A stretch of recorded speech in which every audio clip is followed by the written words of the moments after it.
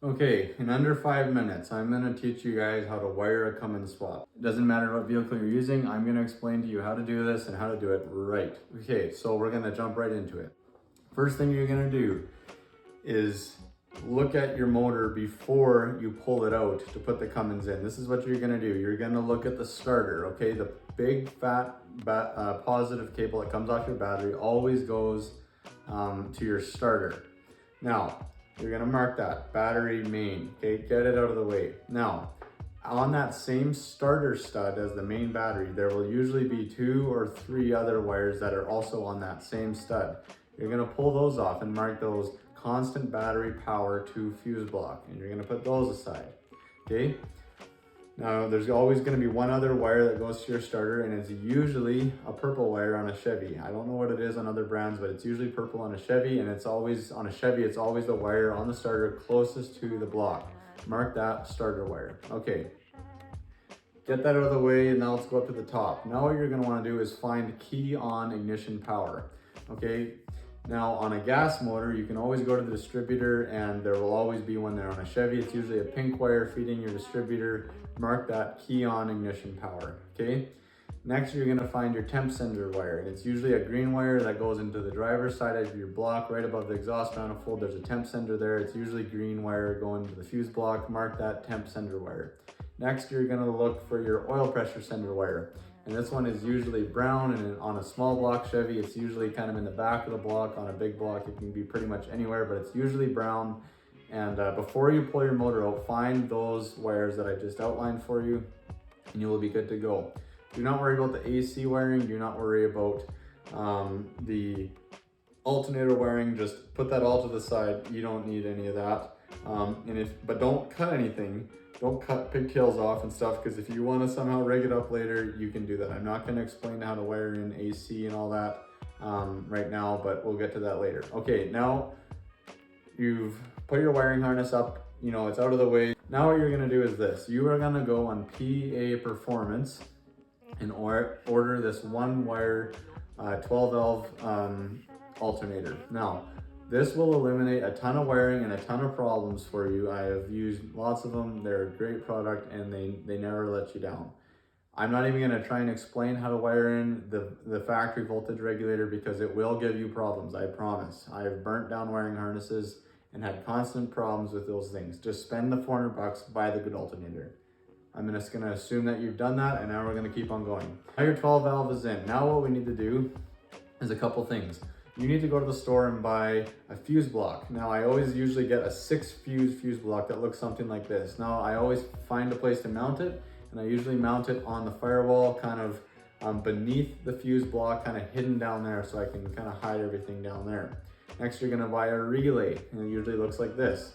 Now I'll quickly explain to you how a relay works. They usually have 4 wires going into them: white, black, blue, and yellow. And there's usually a red wire that comes when you buy it right into the middle. You just pull that middle red wire out. You don't need it. How a relay works is the white and the black wire, when you feed the white wire power and the black wire is grounded, it closes the circuit and then lets power through the yellow and red wire. So this is how we're gonna do it. We wanna run that fuse block straight off the battery, but we also want it to be on key on power. So you're gonna mount that fuse block to the firewall, and you're gonna mount your relay to the firewall. You're gonna run your key on power that you already labeled to the white wire. You're gonna run the little black wire straight to the firewall, grounded out. You're gonna run your yellow wire straight to the battery, and you're gonna run your blue wire straight to the fuse block. And on the wire that's between your relay and your battery, you wanna put a fuse in there, and you probably wanna put like a 50 amp fuse or something, because you are gonna be sucking quite a bit of power through there. Okay, next what we're gonna do is wire in your grid heater. Now, if you look at your grid heater, there will be 2 thick wires that are probably about that thick coming off your grid heater. Put those together. I always strip them, twist them together, and then I get a gauge of wire that's a little bit thicker than both of them, and then connect them to that, and I run that over to kind of where my fuse block is. Now what you're gonna wanna do is go get a constant duty solenoid that looks something like this. You wanna get one that grounds through the case, and you're gonna find a place to mount this on your firewall or somewhere on your truck, usually on the driver's side, okay? Now, wherever you are gonna mount it, make sure you take a flat disc and clean that off so that solenoid can ground out because it grounds through the case. Mount it up. Run that wire that's coming off of your grid heater to one side of that solenoid. The other side, run that straight to the battery, okay?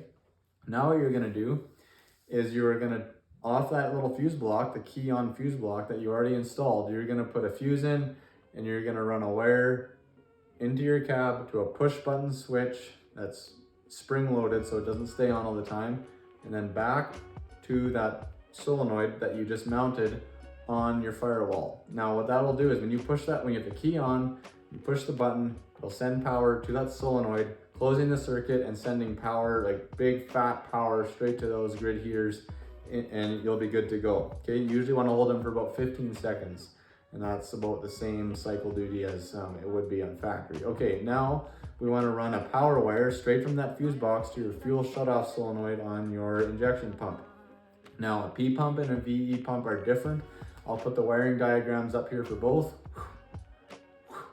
P pump is a little more complex, still very simple.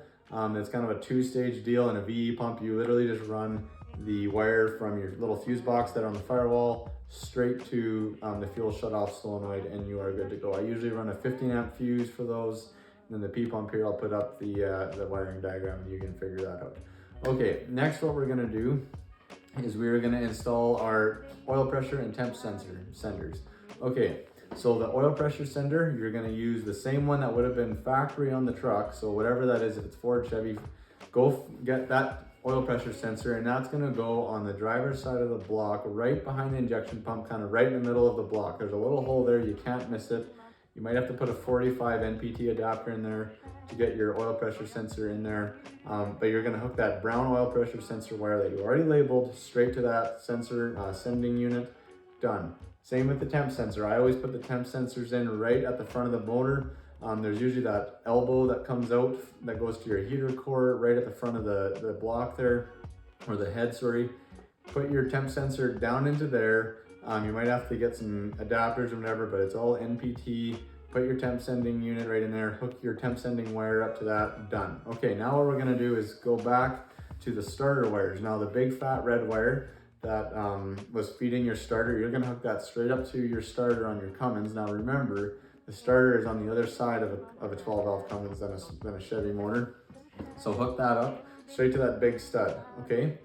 Now you're gonna hook up your starter wire that you labeled to the starter solenoid starter wire. So I forget which side of the starter solenoid on the Cummins it is, but figure that out. Go online, you can figure it out. Just hook that straight up to that stud on the starter. So now you can turn the key, you got power, big fat power going to your starter, you got the key, it'll crank.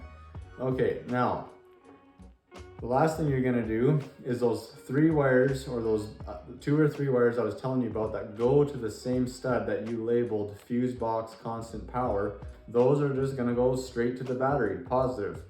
Okay, done. That is literally that's how you wire up a Cummins.